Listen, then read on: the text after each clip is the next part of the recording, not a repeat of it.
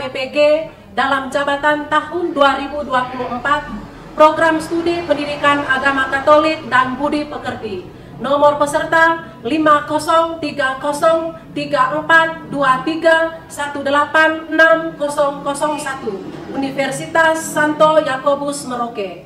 Hari ini Kamis 12 September 2024 saya akan melaksanakan PPL 1 di sekolah asal saya SMA Katolik Santo Fransiskus Saverius Ruteng dengan tema peran kaum awam dalam gereja Katolik dengan model pembelajaran problem based learning. Kepada dosen dan guru pamo mohon masukannya. Selamat menyaksikan. Selamat pagi, Bu. Selamat pagi, selamat duduk. Terima kasih, Bu. Selamat pagi anak-anak. Selamat pagi, Bu. Bagaimana kabar kalian hari ini? Baik, Bu. Baik, terima kasih. Baik, sebelum memulai pembelajaran kita hari ini, saya mengajak kepada kita semua untuk mengawalinya dengan berdoa. Saya mohon kesediaan dari Alken untuk memimpin kita dalam doa. Marilah kita siapkan yang berdoa. Dalam nama Bapa dan bagi Tuhan, kami bersyukur atas karena atas bimbingan sepanjang malam tadi kami dapat kembali kepada pagi hari ini dengan karya sangat. Mohon sekarang kami mulai belajar agama pada hari ini.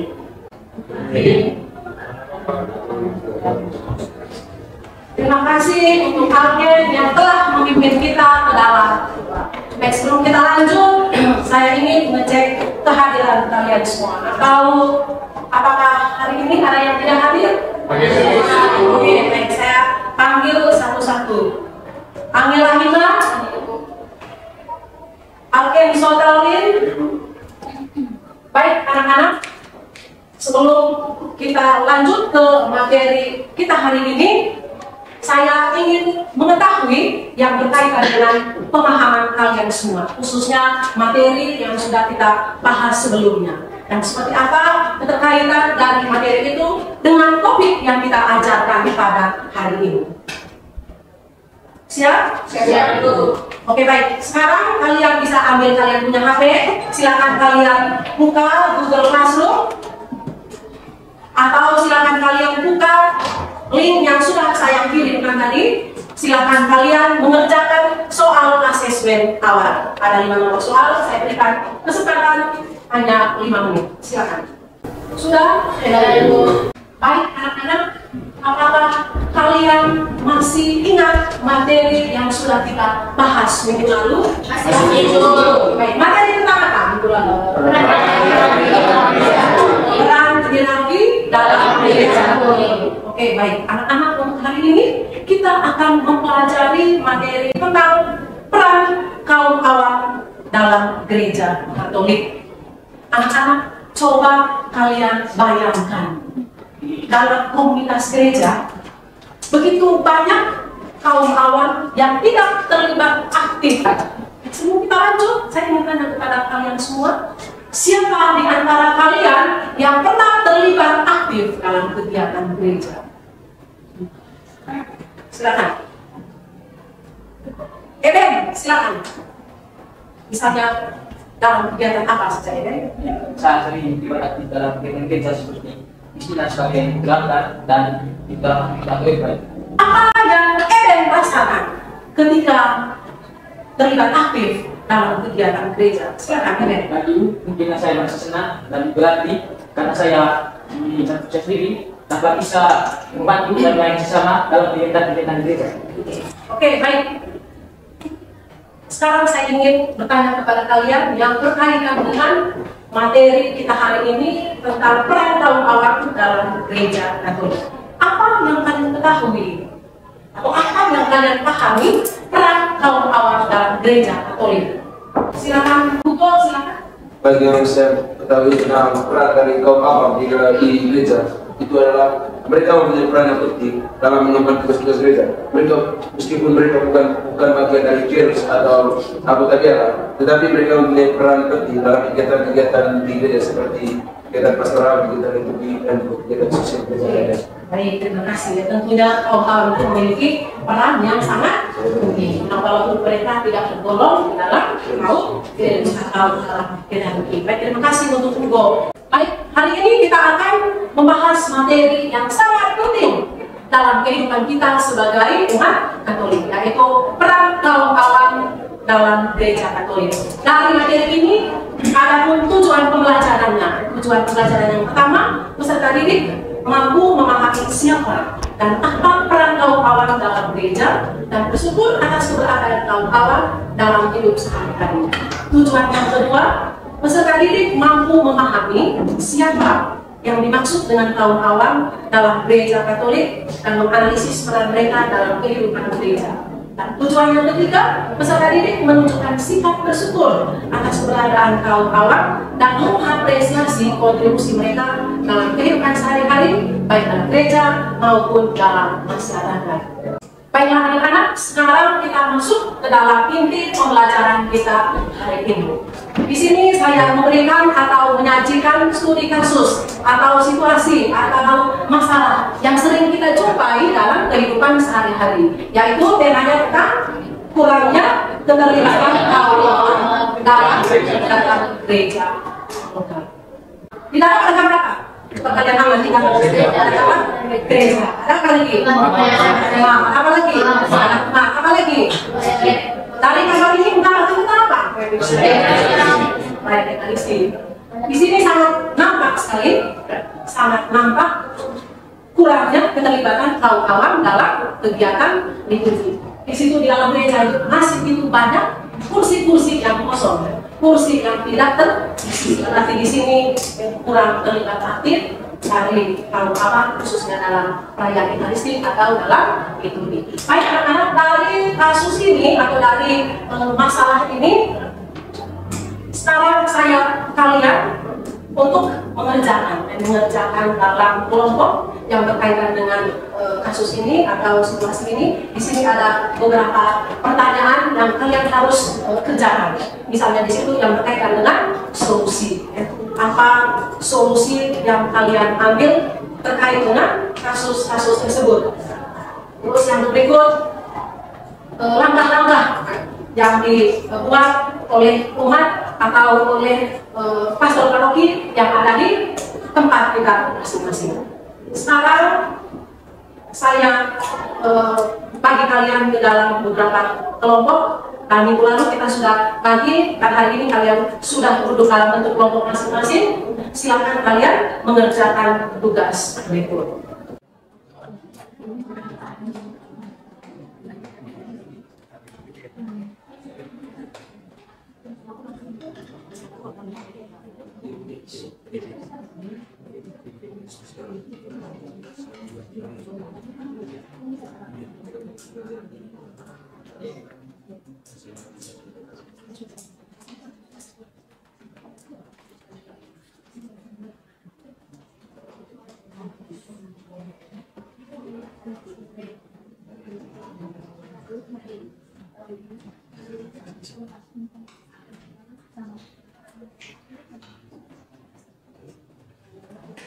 Kasihkan hasil kerja kelompok kalian. Silakan.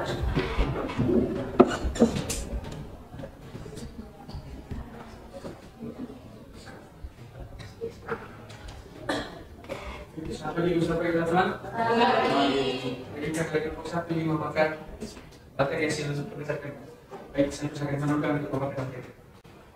Nomor 1, pertanyaannya, apa saja penyebab utama rendahnya keterlibatan kaum awam dalam kegiatan sosial di Paroki Santo Yosef? Jawabannya, yang pertama, kurangnya kesadaran dan informasi. Banyak umat yang masih memiliki kesadaran yang minim berkaitan dengan kegiatan sosial yang ada di gereja dan juga kurang mendapatkan informasi. Ngobrol materi kelompok kami. Dan selanjutnya kami buka sesi kita yang jawab. Karena waktu kita sedikit, jadi saya sedang mempersilakan satu pertanyaan. Silakan, untuk lain untuk memberikan pertanyaan. Terima kasih atas kesempatannya. Dari saya, kira-kira apa yang jadi tantangan para kaum awam dalam menjalankan dia punya peran di dalam gereja? Silakan kami diskusi.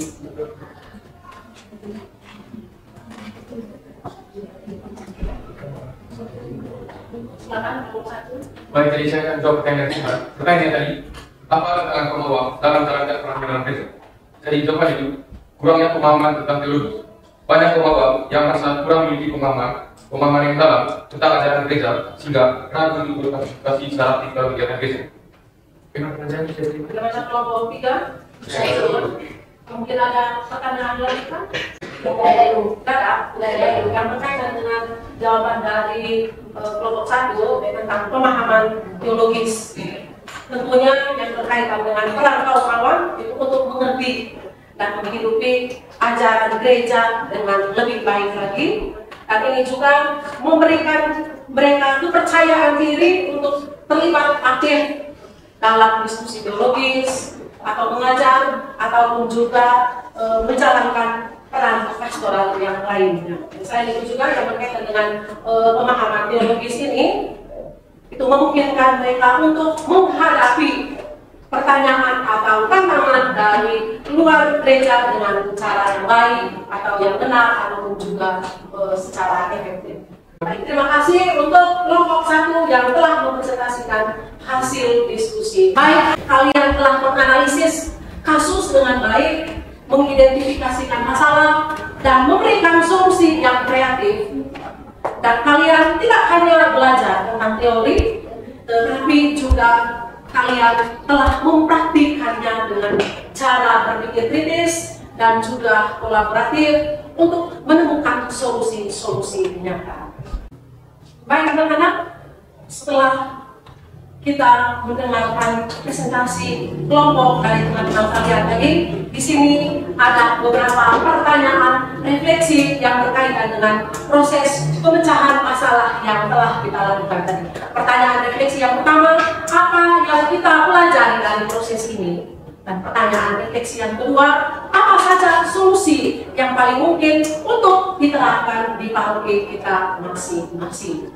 Baik, sebelum kita lanjut ke ajaran gereja, nanti sudah kita lihat di dokumen gereja, Lumen Gentium, artikel 31. Mungkin sampai di sini ada yang mau bertanya yang berkaitan dengan materi kita, saya berikan kesempatan kepada kita semua. Baik, silakan Rena, saya berikan kesempatan.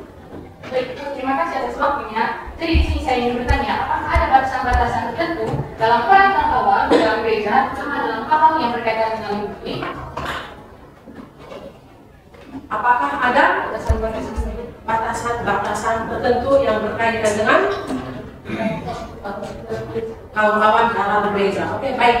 Tentunya yang berkaitan dengan batasan-batasan tersebut, baik di sini kita bisa melihat seperti apa itu peran kaum awam dalam gereja khususnya masa kini, misalnya itu menjadi katekis atau menjadi anggota dewan pastoral ataupun juga menjadi relawan karitatif atau terlibat dalam organisasi gereja untuk melayani dan juga berperan dalam kegiatan penginjilan ataupun juga yang berkaitan dengan pendidikan iman di lingkungan keluarga ataupun juga di tengah masyarakat. Sekarang anak-anak, mari kita melangkah lebih dalam lagi untuk menggali ajaran gereja tentang peran kaum awam. Bagaimana pandangan gereja tentang hal ini? Saya minta kesediaan salah satu peserta untuk membaca dokumen tersebut. Silakan. Ajaran gereja tentang kaum awam dalam konstitusi dogmatis tentang gereja Lumen Gentium artikel 31. Baik, terima kasih untuk G yang telah membaca dokumen tersebut. Kalian sudah dengar semua? Sudah. Baik, di sini ada beberapa pertanyaan penuntut yang berkaitan dengan ajaran gereja tentang peran kaum awam dalam konstitusi dogmatis tentang gereja Lumen Gentium artikel 31. Di sini ada 4 pertanyaan. Pertanyaan yang pertama, apa makna kaum awam menurut ajaran gereja? Berikut kita lihat seperti apa transfer dalam gerejanya atau internal. Keterlibatan kaum awam itu dalam tugas membangun gereja ini bukanlah karena menjadi perpanjangan tangan dari hierarki atau ditugaskan oleh para hierarki atau untuk kaum Deus, tetapi karena pembaptisan ia mendapatkan tugas itu dari Kristus sendiri. Dan Allah untuk hendaknya berpartisipasi, seperti yang sudah dijelaskan oleh Etin tadi, itu ada 3 tugas gereja. Tugas yang pertama sebagai apa? Sebagai nabi, atau sebagai seorang awam di situ dapat mengajar, sebagai katekis, memimpin kegiatan pendalaman kitab suci atau pendalaman iman, atau juga tugas-tugas yang lainnya. Baik anak-anak, mari kita bersama-sama mengambil kesimpulan dari materi yang sudah kita pelajari hari ini, yaitu tentang peran kaum awam dalam gereja Katolik. Tentunya dengan materi ini memberikan pemahaman mendalam mengenai kontribusi penting yang dapat diberikan oleh kaum awam dalam mendukung misi gereja. Kaum awam itu tidak hanya berperan sebagai pendukung, tetapi juga sebagai pelaku aktif dalam berbagai kegiatan sosial, liturgi, dan pelayanan komunitas. Keterlibatan itu sangat penting untuk memastikan bahwa gereja tetap relevan dan efektif dalam melayani masyarakat serta menghidupi nilai-nilai Kristiani dalam kehidupan sehari-hari. Baik, anak-anak, setelah kalian mempelajari materi tentang peran kaum awam dalam gereja Katolik, sekarang saya berikan kesempatan kepada kalian untuk mengerjakan 1 nomor soal asesmen sumatif. Silakan. Pertanyaannya, dalam dokumen gereja Lumen Gentium, kaum awam disebutkan memiliki peran yang penting dalam menjalankan misi gereja. Coba kalian jelaskan menurut Anda atau pandangan Anda tentang peran kaum awam sebagai garam dan terang dunia dalam konteks sosial dan budaya Indonesia saat ini. Silakan, saya berikan kesempatan untuk mengerjakan soal asesmen sumatif ini. Hanya 5 menit. Saya silakan. Baik anak-anak, mari kita merefleksikan secara bersama-sama yang terkait dengan pembelajaran kita hari ini. Dari materi tentang peran kaum awam dalam gereja Katolik, semoga dengan materi ini kita semua akan lebih sadar dengan pentingnya peran kita masing-masing sebagai umat dalam kehidupan gereja, serta memiliki tanggung jawab untuk berperan aktif dalam mewujudkan nilai-nilai Injil di masyarakat. Terima kasih atas partisipasi kalian semua hari ini. Saya berharap semoga dengan materi ini sangat bermanfaat bagi kita semua. Baiklah, sampai di sini dulu pertemuan kita hari ini. Semoga kalian semua masih tetap semangat dalam belajar dan menjalankan peran kalian dalam kehidupan sehari-hari. Kita tutup dengan berdoa. Saya mohon kesediaan salah satu peserta untuk memimpin kita dalam doa. Teman-teman dan ibu guru, mari kita berdoa. Dalam nama Bapa, dan Putra, dan Roh Kudus. Namamu kami puji, dengan segala masa. Dalam nama Bapa, dan Putra, dan Roh Kudus.